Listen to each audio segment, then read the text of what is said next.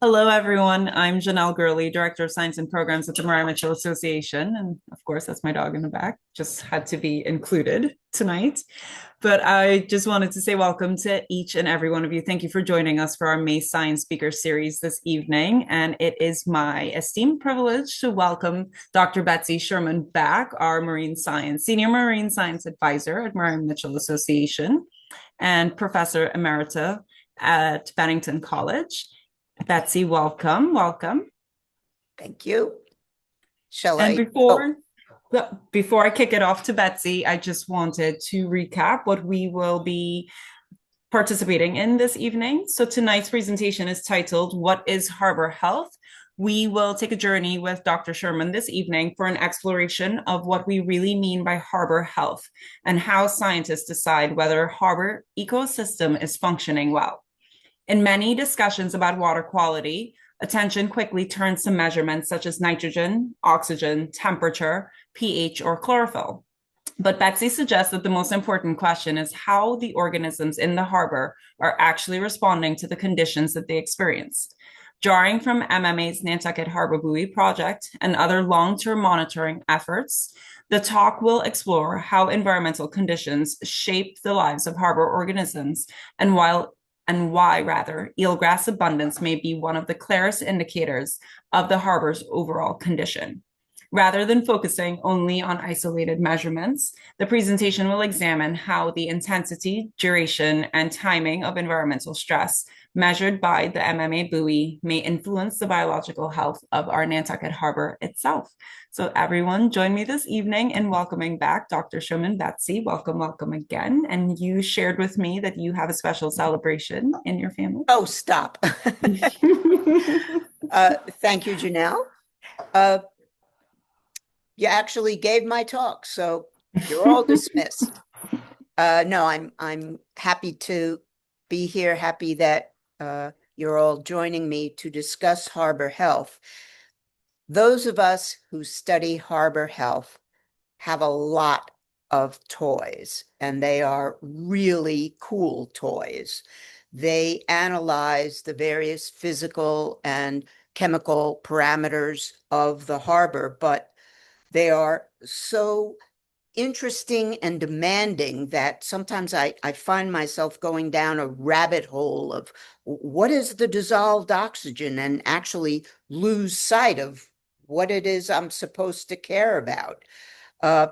Because dissolved oxygen is not harbor health. So when I was studying coral reefs, which I did for 20 years, it was clear the salient measure of coral reef health was the percent coverage of these gorgeous stony corals.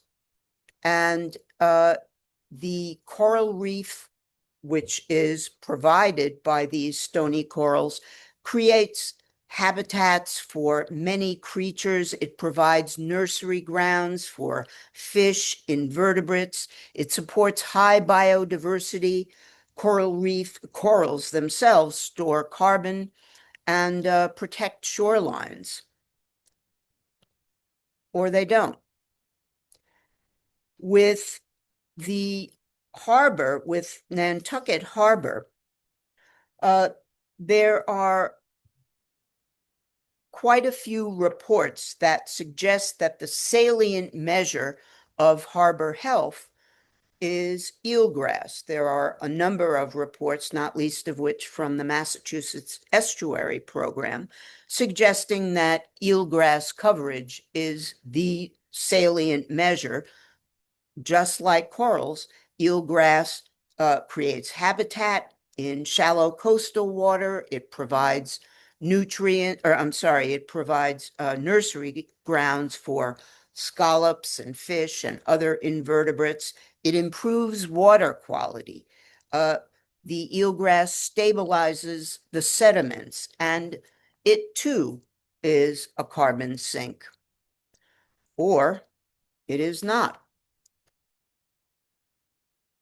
I'm going to be talking about evidence that I've integrated from a number of different monitoring programs in Nantucket. And the importance of collaboration, I think, will be apparent in this talk. So the first organization that, of course, I will begin with is the Natural Resources Department, whose work involves sampling and surveying eelgrass and also water quality, bay scallops.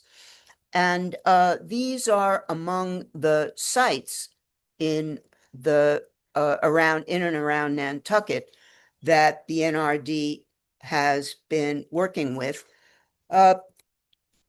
They've also had as a consultant Dr. Steve Heck, formerly of Stony Brook, but now congratulations are in order because Steve has just gotten the appointment as marine scientist at the Nature Conservancy in New York. So that's really exciting. But in any event, Steve has been working with the NRD and most particularly with Tara Riley to study the eelgrass coverage in the harbor.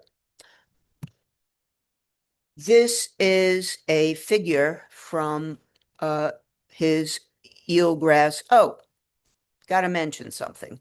I'm going to refer to this plan frequently throughout the talk, and I'm going to pull out certain recommendations that the eelgrass management plan makes to emphasize things that I think should be attended to.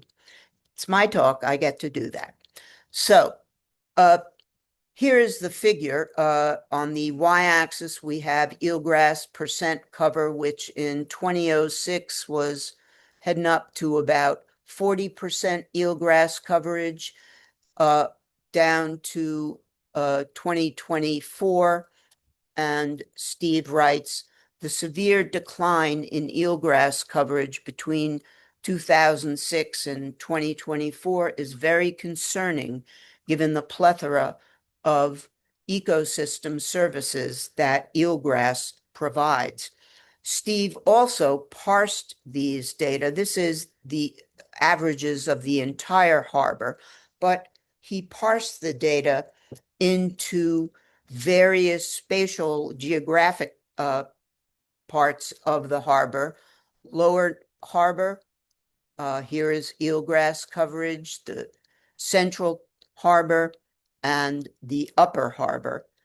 And one of the things that is clear is that eelgrass coverage varies spatially across the harbor. Again, this is where the NRD has sampled water quality, and there are a number of aspects of water quality that affect eelgrass vitality, but among the most important is the concentration of nitrogen in the harbor. Nitrogen serves as a nutrient that causes blooms of phytoplankton and macroalgae, which can block the eelgrass from getting sufficient light for their photosynthesis. And the nitrogen comes from a bunch of sources, but a lot from Nantucket itself. So here are data from a recent report, 2024, by the NRD, in which they talk about the total nitrogen concentration in Nantucket Harbor. And the y-axis is total nitrogen, but the x-axis is not time. It's these individual sampling sites. So in order to see what's going on over time, you have to look at the blue line, which is 2010 data, and compare it to the green line, which is more recent data. And indeed, it looks like the total nitrogen is decreasing over the harbor. When the eelgrass management plan looked at the data for individual sites, in this case, NAN2A and NAN3, doesn't matter. Here is average total nitrogen in those two sites over time. So this graph does show you an apparent diminution or a decrease in total nitrogen over time. He's put in a threshold for total nitrogen above which there is concern that it is harmful to the eelgrass. These points represent averages, but I took those data and I analyzed all the data provided by the NRD, and I'm very grateful that they publicly display their data. And I plotted not the averages, but I plotted all of the data over time. And I too put in the threshold above which the nitrogen is getting worrisomely high. And what the averages don't show is that, in fact, the eelgrass are exposed to elevated nitrogen levels repeatedly. And here again, the averages show one thing, but all of the data show elevated levels of, not constant elevated levels, but that the eelgrass is exposed to elevated levels of nitrogen. I took all these data and I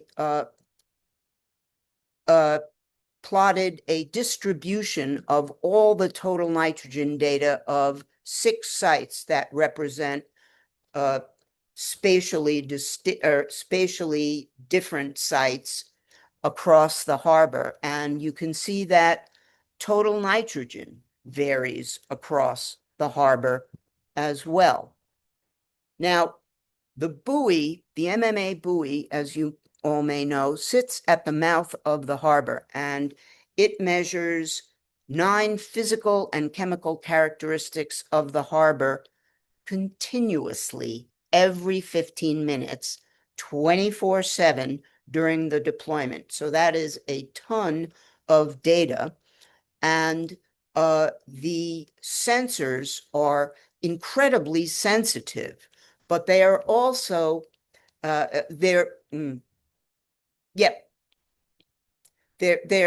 I'll say, responsive, and sometimes can get a little battered by fouling or bubbles, or they feel like their data aren't working properly, so they give some spurious thing. In any event, one of the things that we have to do with these data is make sure that we are assessing the reliability of the data, and we have a huge protocol that we go through, so-called quality control, to persuade ourselves that the data that we're looking at are legitimate. And I'm not going to go through the whole protocol, but just a couple of examples. One of the useful things about the buoy is that we have simultaneous data from a bunch of different sensors. So if we see what appear to be spurious data, or at least not along most of the data from one sensor, in this case, chlorophyll, we can look down at the other sensors and see if there is anything reflecting these elevated levels of chlorophyll. And we're not seeing them in the dissolved oxygen trace, and we're not seeing anything reflecting that in the pH trace. So we're comfortable in eliminating data that are pretty obviously spurious. One other thing that we do is we cross-check our data against other monitoring programs. And in this case, I am comparing data from 2024 in the buoy for chlorophyll A against the various grab samples provided by the NRD from March through an overlapping period in the fall of 2024. And when we overlap in coverage, indeed, the data are consistent. So that too is reassuring. But the buoy is measuring the changing conditions that organisms actually experience, which is not the case necessarily for these grab samples. So quick and dirty lessons from the buoy. The buoy can detect short-lived stressful events at fine temporal resolution. Here is a plot of temperature over 4 days last summer and dissolved oxygen over those same 4 days last August.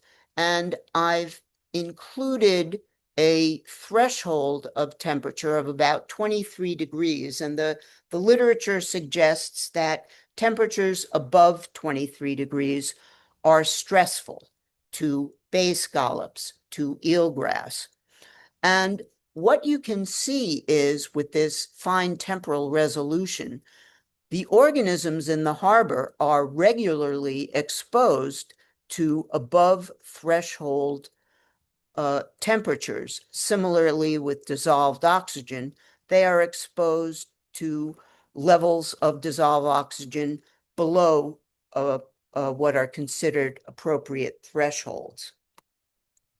We can also look at the extent of sublethal stress events. And by sublethal, I mean the eelgrass don't keel over once they're exposed to it, but accumulation of these stressors have an impact on the vigorousness of the organisms. So what I have plotted here are all of the buoy data from 2024 and again from 2025. Here's that 23-degree threshold. So you can see there are a lot of episodes in which the organisms in the harbor are experiencing elevated temperatures. Similarly, with dissolved oxygen, there are a lot of data indicating that the organisms are exposed to stressful levels of dissolved oxygen. We can quantify the exposure. We can capture both the intensity and duration of particular stressors. So in this case, each of these bars indicates the sum of all extra heat of a particular day, extra above 23 degrees. Again, lots of periods of time in which the organisms are experiencing stressful conditions.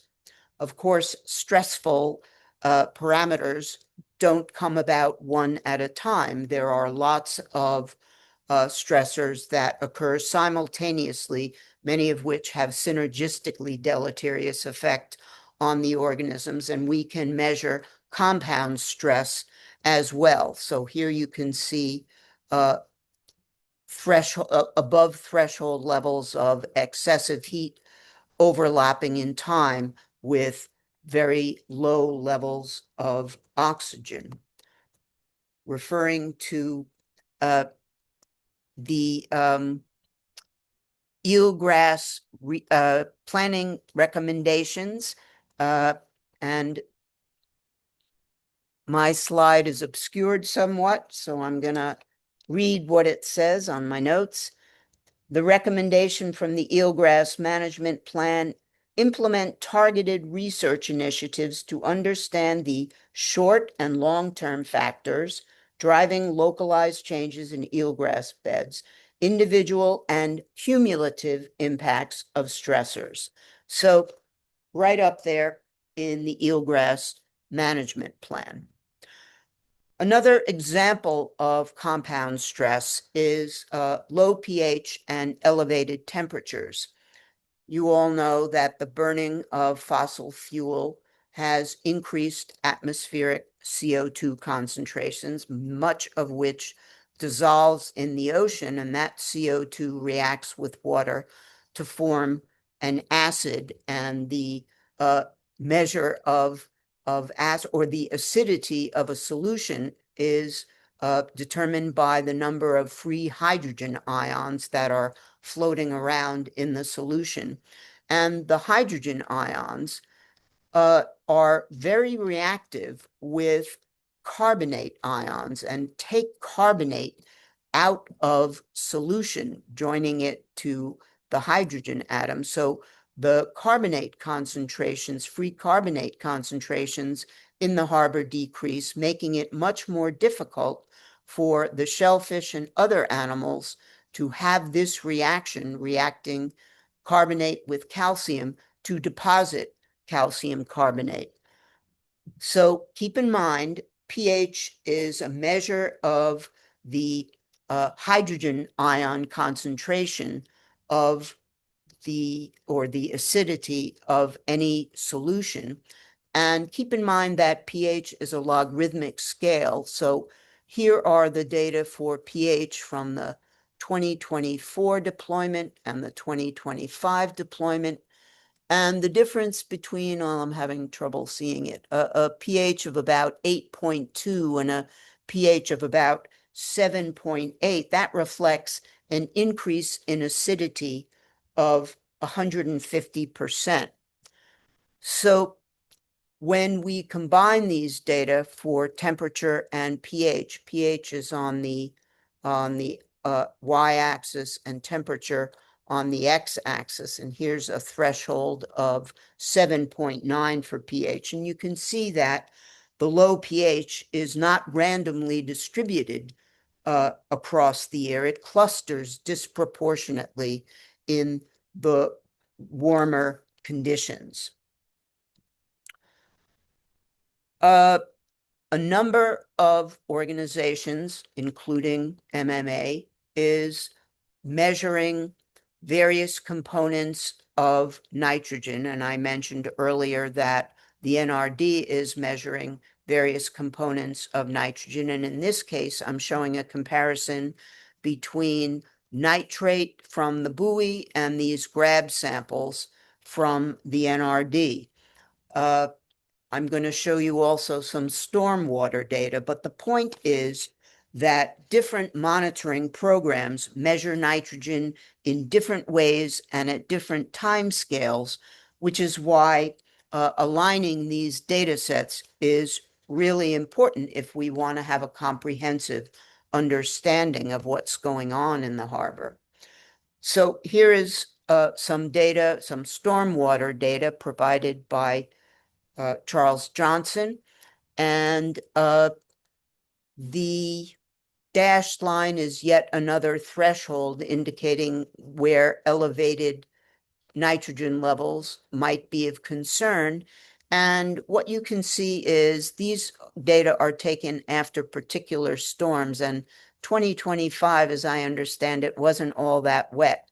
But I know Charles has taken data from a recent big rain, so be interesting to see that. But several storms produce loads above that nitrogen benchmark. But keep in mind, these are instantaneous rates, not or instantaneous levels of nitrogen. They are not a determination of whether nitrogen is excessive. But here's yet another recommendation from the eelgrass management plan that we should continue to seek funding for outfall monitoring, review current monitoring methods and frequency, and utilize the data from outfall monitoring to inform plans for infrastructure improvements and stormwater management. I have compared nitrate data with Charles stormwater data, hoping that the buoy nitrate sensor might act as an early alert for nitrogen inputs. But so far, I'm not persuaded that that's the case. So going back to the monitoring sites, here are the NRD water quality monitoring sites. Here's where the MMA buoy sits. But the NRD also has two sondes, one at the head of the harbor in the upper harbor and the other in Pulpus. And these sondes take data hourly during the deployment.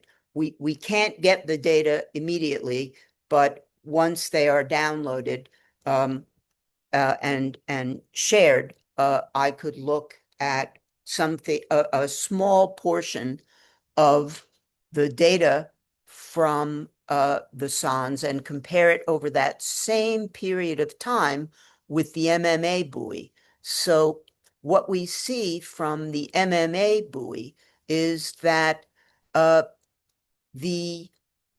MMA buoy had the warmest days, sorry, the warmest temperatures only 17% of the time during this period. The head of the harbor had warmest temperatures 19% of the time. But look at Pulpus, which is, for those of you who don't know, a smaller sequestered bay. And 64% of these days, Pulpus exhibited the warmest temperatures. So from the eelgrass protection recommendation 14, deploy water temperature loggers to monitor year-round temperatures near eelgrass beds, blah, blah, blah, at sites spanning the mouth of the harbor to the head of the harbor, both shallow and deep sections.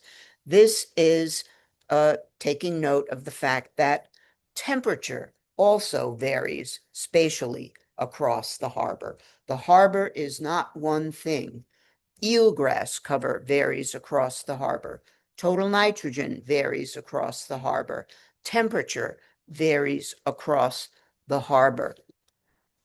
So another recommendation from the eelgrass management plan is to monitor the eelgrass meadows using a hierarchical framework.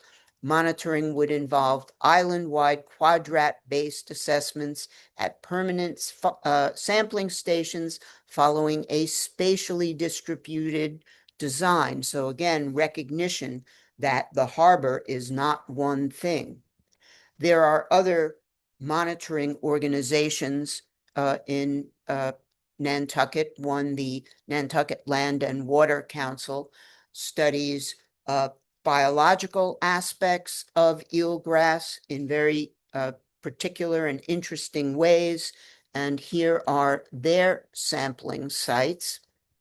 Another monitoring program is of course, the field station.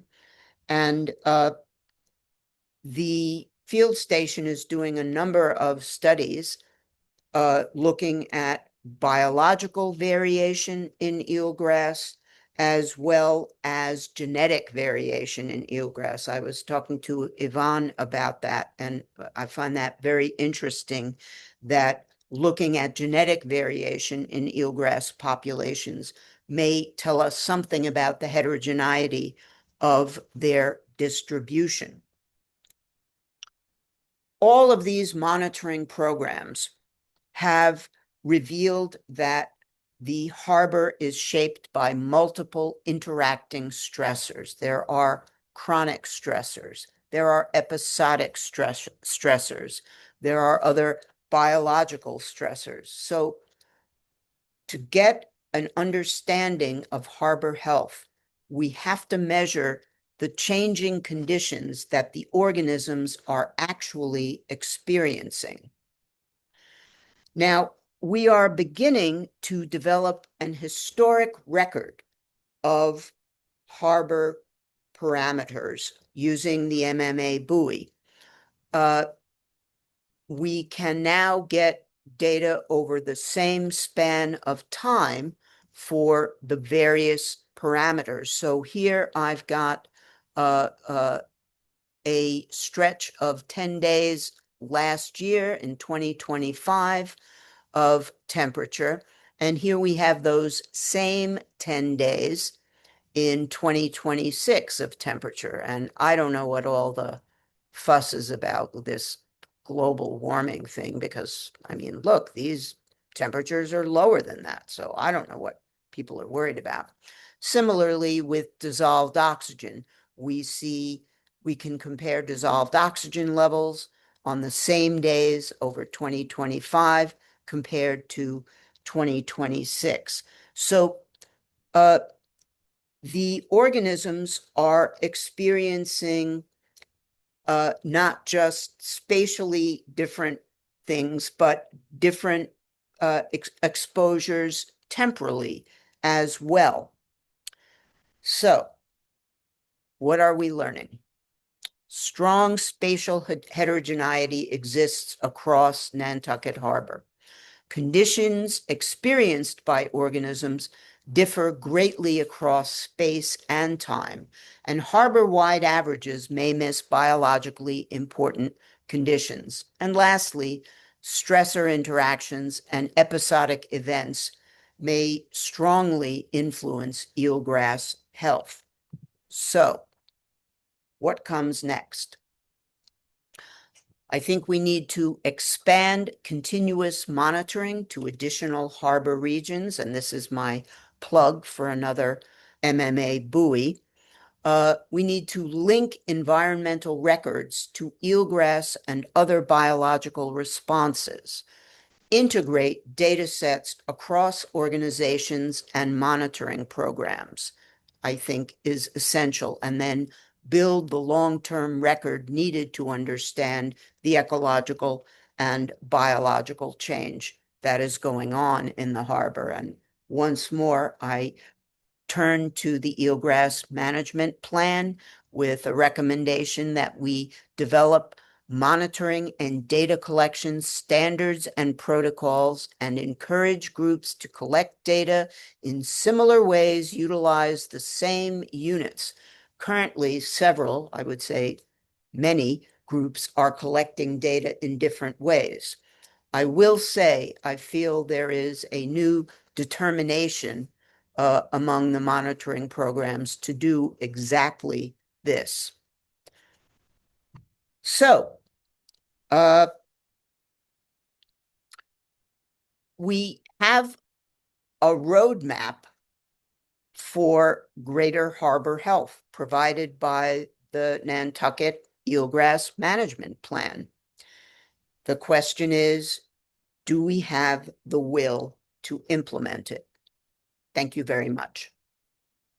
Wow, I hear applause. Whoa, just roaring through Yes, you do. the airwaves. Thank you so much, Betsy. And I just want to take this time to say to everyone who's joined us this evening, if you have any specific questions for Betsy this evening, please go ahead and pop it down in the Q&A box. I'll moderate those questions and can read them and make sure that we get them answered. I can't see them. You should be able to, but generally I like to, chat with you. I get it. You want to vet them in case I know. Stephen Heck shared, great talk, Betsy. Well, Stephen Heck, thank you, Steve, is the architect of this. So I think he should come back frequently to help implement. Just taking a moment to share my slide as well as we wait for some questions to pop in. And I know I have some questions myself. I also wanted to take this opportunity to also thank our lead sponsor of our Science Speaker Series, Bank of America, as well as, most importantly, the generous funders of our harbor monitoring project, notably Great Harbor Yacht Club Foundation, the Osceola Foundation, the Remain Nantucket Fund, Community Foundation for Nantucket, and the Social Weaver Foundation. All right, some questions. All right. Deborah asks, what effects are you seeing now from decreased eelgrass? Well, the biggest effect is that the eelgrass is the nursery for bay scallops. It's bay scallop habitat. And the data from the town report, actually, which I could zoom up, but I'm not going to, shows a very low level of bay scallops and very little evidence of recovery. Having said that, this is still, I believe, and correct me, Janelle, the last remaining Wild. eelgrass bay scallop, sorry, Mhm. nursery or Wild commercial fishery. commercial fishery. Yep. Mhm. So, but it ain't good. You know, I should have called this talk, it's the eelgrass, stupid. But because that is the provider of so much habitat. So the bay scallops are suffering. One of the things Yvonne mentioned to me is that at the field station, they also look at other invertebrates in addition to bay scallops. And that's something that Janelle and I have talked about, beginning a similar kind of macroinvertebrate inventory at MMA. So the absence of eelgrass affects the biodiversity of all the critters that use it as home. Thank you, Betsy. Thank you, And Deborah. Benjamin says, miss you, Bets. Great talk. Oh, Ben. And we have thanks from Christine as well. She says, thanks, Betsy. Where would you put the second buoy? What if you did? Where would you put it right now? I would love to hear from others who are more knowledgeable about the harbor than I. Every time I think I have an idea, um, I learn something new. Mhm. But this is the most flushed area of the harbor. So looking at what the continuing conditions are in the central harbor, sorry, I don't know the language, in the upper harbor would be useful. And I think Charles, if he's there, told me something around in here maybe, or if Steve or other people more knowledgeable than I have suggestions, I'd love to hear them. Well, perhaps maybe Betsy, you can talk a little bit about our last consortium meeting and just what one of the action items we've come up or identified in determining what might be next for a second buoy potentially. You do it. You're so much better at it than me. But You do essentially, it. we made a commitment across our different or varied organizations to work together to determine what would be that best position based on what is actually happening, considering older plans that are not currently not necessarily not effective, but might be outdated given all the changes that we've observed. But essentially, what I'd like to impart on everyone or pass on is that we really are committed to working together to identify what that next second location should be. It really shouldn't just be any one organization determining what that is. It is a collaborative effort because the harbor is so dynamic itself, and there's no two parts of the harbor that are exactly the same. So it's going to take some brainstorming and workshopping, and that's where we're at in our little mini group See that? that is expanding. You did great. Thanks, Bets. Steven says, thanks, Betsy. I appreciate that. I'm just happy that I get the opportunity to work with the town of Nantucket NRD crew to work on the benthic survey every year with them. And I agree. And I would like to shout out the NRD as well. Some great, great humans and scientists working at NRD. And, Bet. you know, without the monitoring effort that the town has done all of these years, we wouldn't have data to overlay. So it's really important to just consider all of the data streams and data points that everyone in the community is working toward. You have a popular Q&A tonight. Ken says, great research. I've been a scallop wholesaler for 36 seasons and following the research. You hit the most important. Ken, I believe you're saying failing. There's a little typo there, but if I got that wrong, feel free to connect me. Will, we can always use more research, but within the But without the town's will, we are not using the findings as well as we should. Any hope? Question This for is you. where I would much prefer others comment because I am new to Nantucket, but I can see that there is this wonderful eelgrass management plant, and as Janelle and others have said, there are folks working at the NRD who are terrific, but I am not sure I see the connect between the eelgrass plan and implementing it, and frankly, enforcing it. So uh, I'll tell you, given my experiences in the Caribbean, the implementation and enforcement pieces are obviously the hardest. So others might have a better sense of that than I. All right. Thanks, Bets. Andrew says in 2019, the upper and lower harbor data, but not the third, interestingly, appeared to show the eelgrass coverage come back to 40%. What do we think accounts for that result? If you have any Uh, insight. uh, uh, where am I going?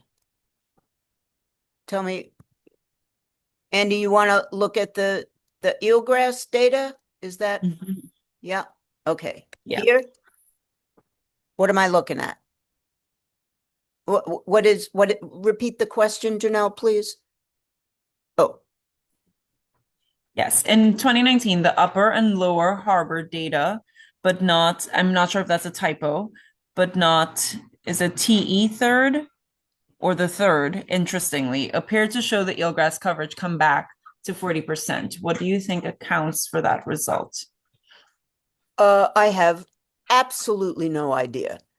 Mhm. And if there are scientists who know that there was an El Nino or a La Nina or whatever the heck it is, chime in. But I should point out these axes for the lower harbor and the central and upper harbor are not the same. So uh, the lower harbor makes sense, has higher eelgrass concentration coverage than some of the others. And the lower harbor is what gets flushed with the best or the freshest water from the sea. But this kind of variation, uh, one sees this in ecological data in all sorts of systems. So you can't look at 1 year. It's through the play of large numbers. Are you seeing a trend? But here, watch this segue.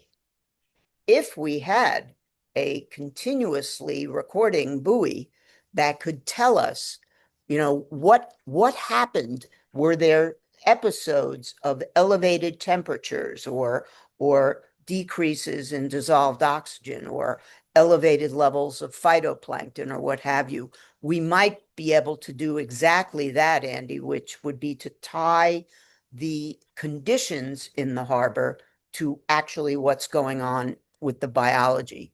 So, interesting question. And while I piece out these questions, I just wanted to come back to was it Ken before who asked if any hope? How do you feel? Do you feel hopeful about the eelgrass conditions, the harbor health conditions? I just didn't want to overlook that. This is a tough one. Mm-hmm. Um, the the generic answer is I can't know the future.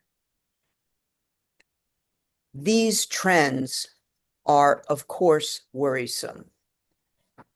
If there were greater implementation, I would begin to feel more hopeful.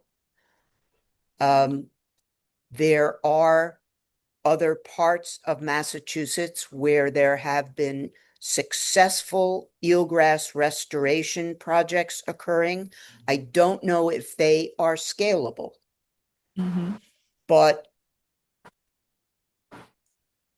I think the kinds of technologies that we are going to gain in the near future, because I think stuff like CO2 in the atmosphere, nobody's gonna deprive themselves of resources. So we've got to figure out, I shouldn't say that. It doesn't appear that people are willing to have fewer material possessions. Mm. So the answer to all environmental problems, I think, is going to have to be increasing wonderful technology. And boy, it is out there. Again, whether it's scalable, I Mhm. don't know. But I have no choice but to have hope and work because I just don't know what the alternative is. Mhm. Well, it can't be giving up, right? Because we are still here.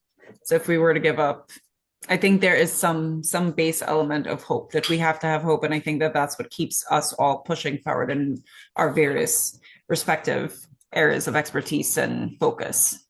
I'll tell you one thing that we're seeing. I live in Stowe, Vermont, folks. And one of the things we are seeing that is having a huge impact on our local ecosystem is the number of new uh, developments going on all across Stowe. And like Nantucket, we have increasing pressures to develop housing not for local residents, but for people who are going to want to use homesteads as investments. So we're seeing a ton of building, and it's hard to know how to constrain that, but it is having a very obvious impact on our local environment. Obviously, we don't have seashore, but we have floods. And Mhm.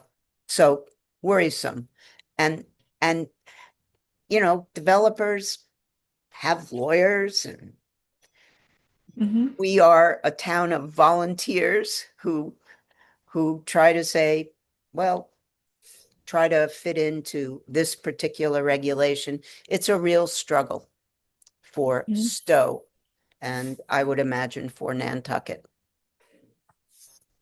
I just want to share some thoughts from the Q&A section. So Stephen shared that he would think rather maximizing the spatial spread between existing sondes maintained by NRD and the MMA sonde would be best from a monitoring standpoint. So I just wanted to give that context and So color. do it again. Oh, I just got rid of it. Hang Oh, tight. oh, that's okay. Stephen's just saying I'll that bug he him. thinks that maximizing the spatial spread between the continuous sondes and the fixed, for lack of a better way of saying it, fixed sondes would be best from a monitoring standpoint so that we get a wider spread, data spread Yep, across the harbor. yep. Um, what are I'm some gonna. things from an anonymous attendee? What are some things that everyday people can do to help the harbor, help the eelgrass from your perspective?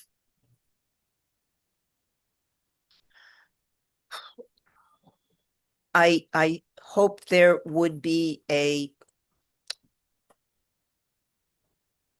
groundswell of of uh, pushing the town to implement the plan that they sponsored.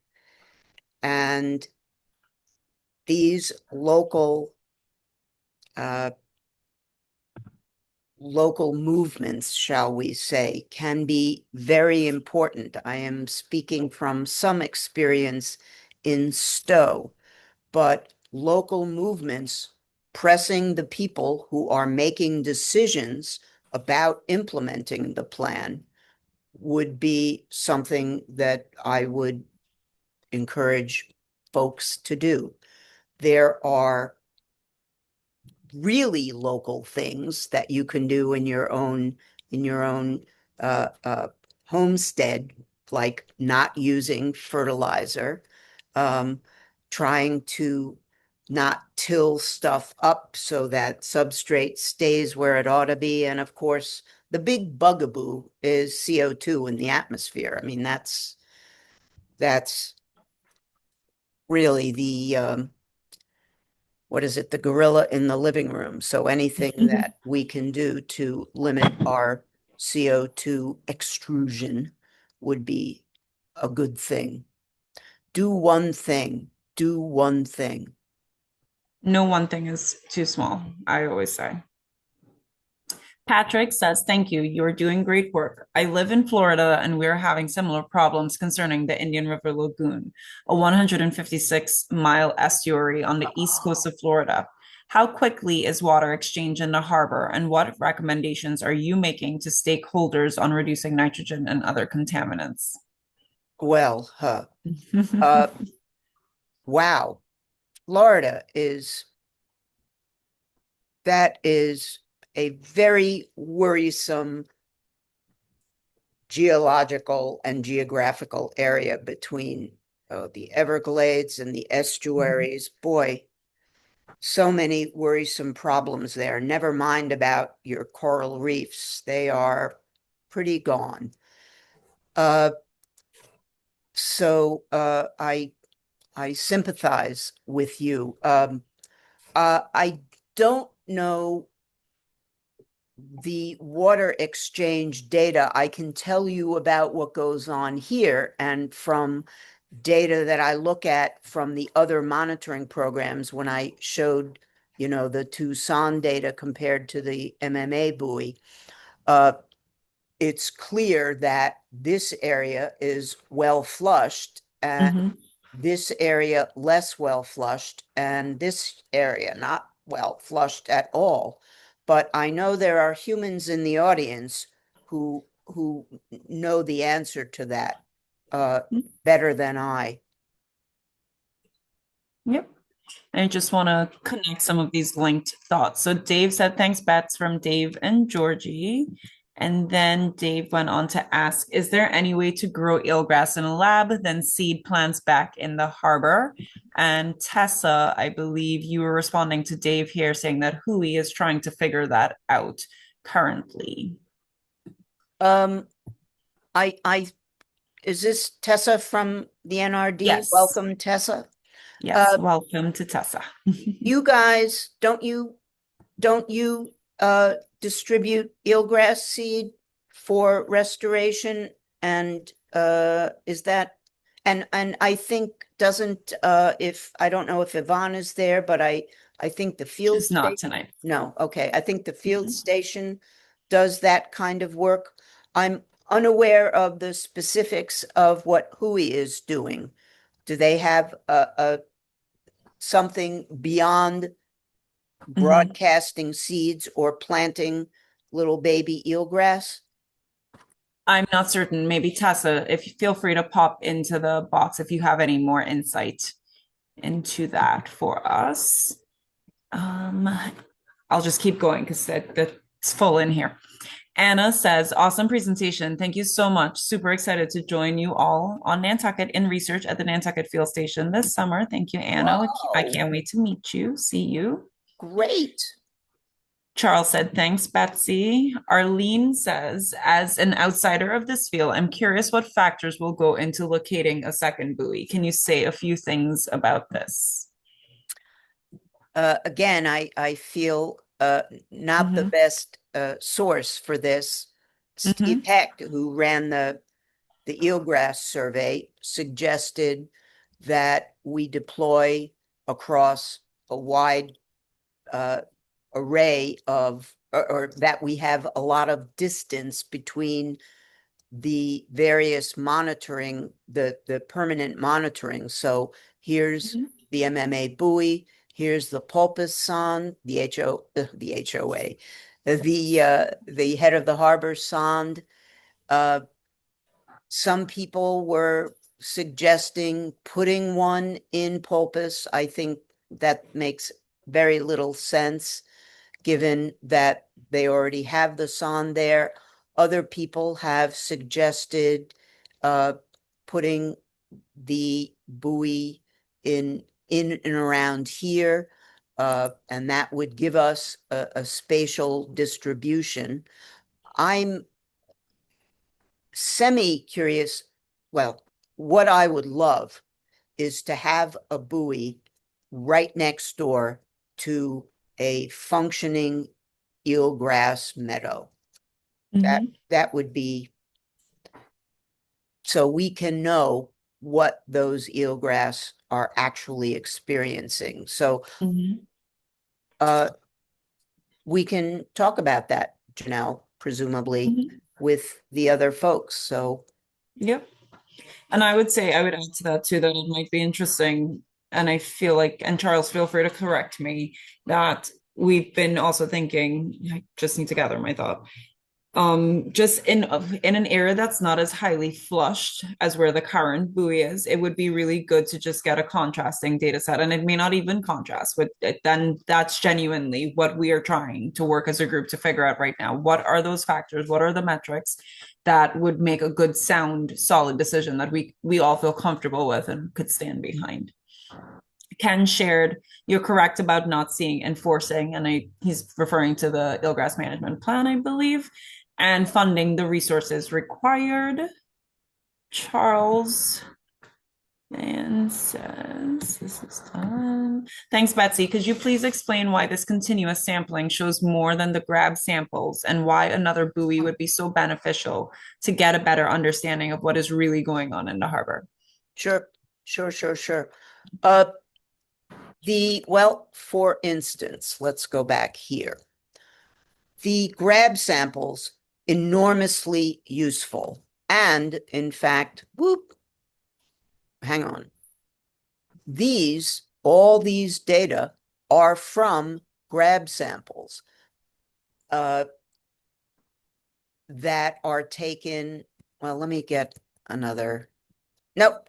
I'm making everybody dizzy. I can tell. Okay, look at this.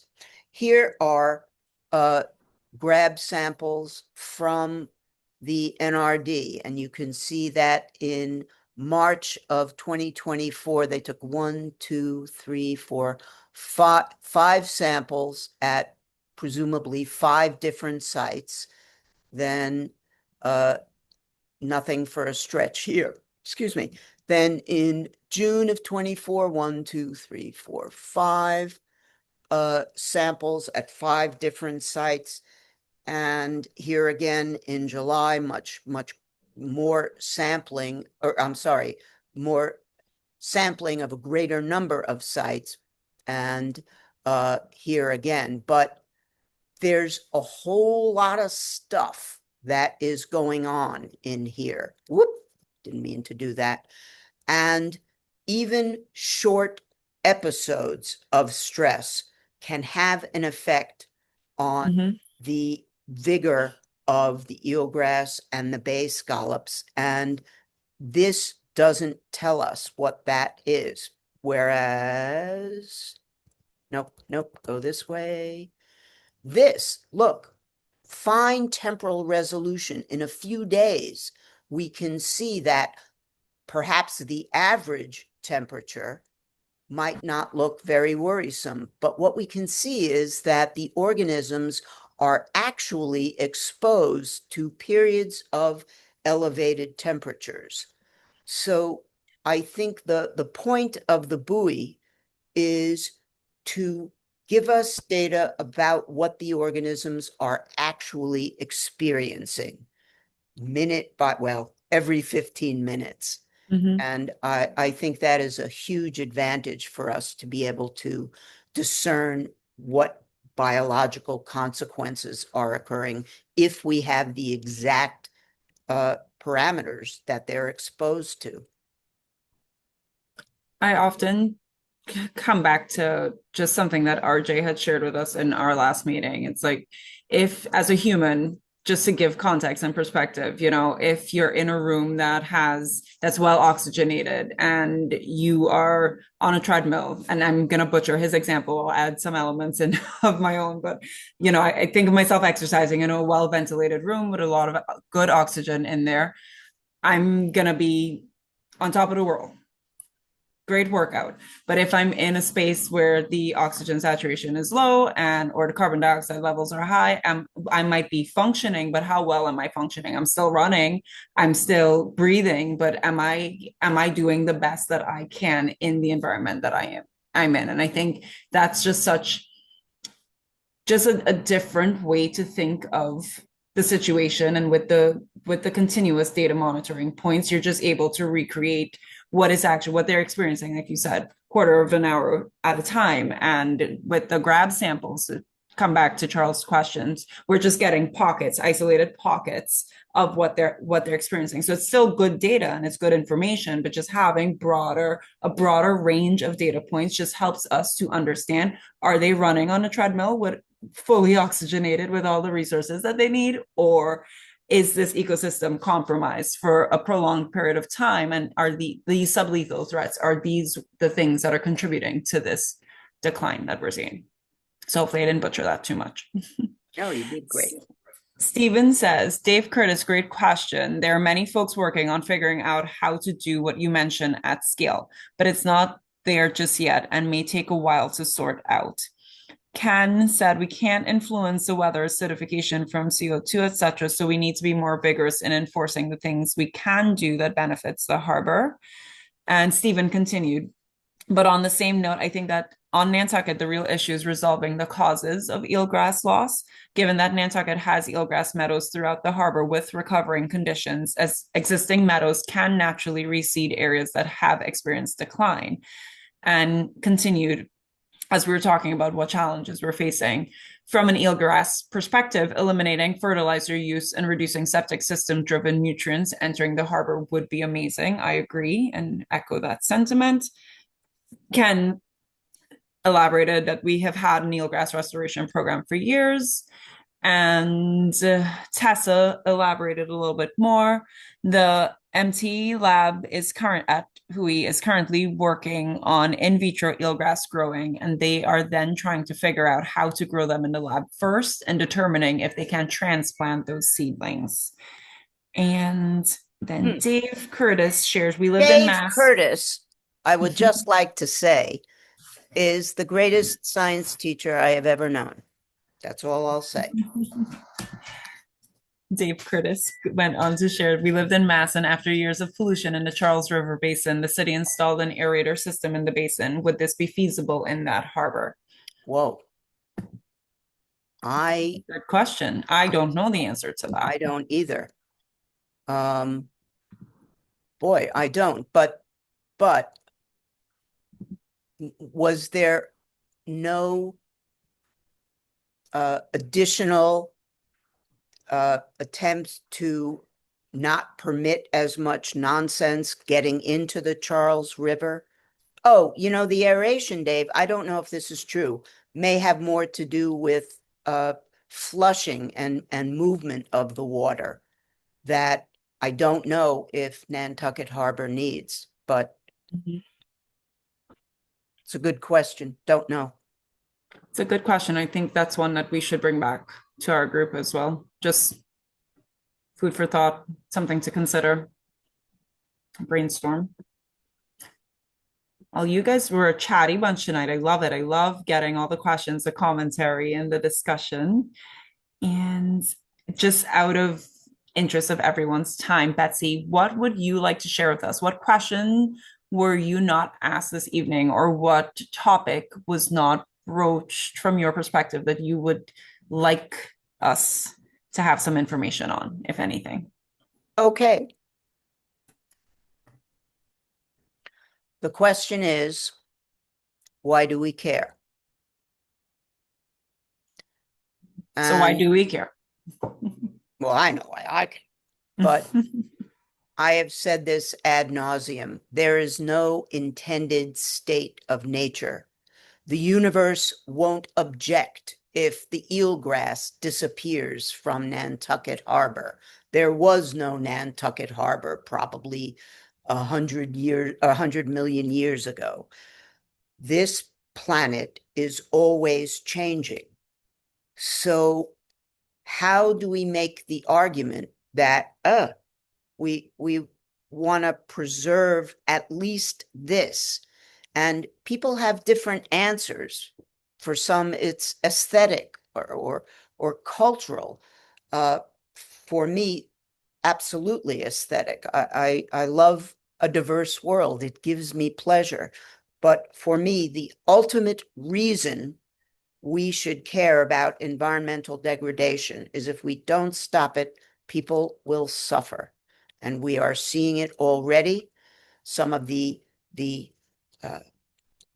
policies of the current administration are exacerbating the absence of science and the increase of suffering.